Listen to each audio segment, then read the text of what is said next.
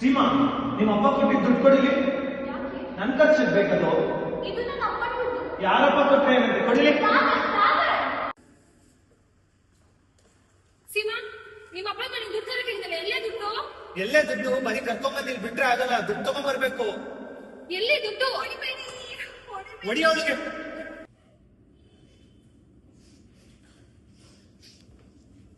ಏನಾಯ್ತು ಮೇಡಮ್?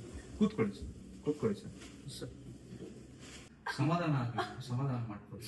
ಏನಾಯ್ತು ಸರ್ ವಿಷಯ? ಅಲ್ಬೇಡ ಬನ್ನಿ. ಏನು ಅಂತ ಹೇಳೋಣ ಸರ್, ಹೋದ್ ತಿಂಗಳನ್ನೇ ಇವಳನ್ನ ಸಾಗರ್ ಎಂಬ ವ್ಯಕ್ತಿಗೆ ನಾವು ಮದುವೆ ಮಾಡ್ಕೊಟ್ಟಿದ್ವಿ. ತದನಂತರ 1 ವಾರಕ್ಕೇನೆ ಇವಳನ್ನ ಅವಳ ಅತ್ತೆ ಮನೆಗೂ ಸಹ ಕಳ್ಸಿಕೊಟ್ಟಿದ್ವಿ. ಯಾವತ್ತಿಂದ ಇವಳು ಏನ್ ಅತ್ತೆ ಮನೆಗೆ ಹೋಗಿದ್ದಾಳೋ, ಅವಳ ಅತ್ತೆ ಆಗ್ಲಿ ಅಥವಾ ಗಂಡ ಆಗ್ಲಿ ಬರೀ ವರದಕ್ಷಿಣೆ ತಗೊಂಡ್ ಬಾ ಅಂತಿದ್ದಾರೆ ಸರ್. ಅವಳಿಗೆ ದಾರಿ ಕಾಣದೆ ಅಥವಾ ದಿಕ್ಕುಪಾಲಾಗದೆ ಅವಳು ವಾಪಸ್ ನಮ್ಮ ಮನೆಗೆ ಬಂದಿದ್ದಾಳೆ ಸರ್. ಮನೆಗೆ ಬಂದಾಗ ನೋಡಿದ್ರೆ ಅವ್ರು ತುಂಬಾ ಚಿತ್ರಹಿಂಸೆ ಕೊಟ್ಟಿದ್ರು ಅಂತ ನಮಗೆಲ್ಲ ಹೇಳಿದ್ರು. ಅದಕ್ಕೆ ಕಾರಣ ನಮಗೂ ದಾರಿ ಕಾಣದೆ ನಾವು ನಿಮ್ಮ ಹತ್ರ ಬಂದಿದ್ದೀವಿ ಸರ್.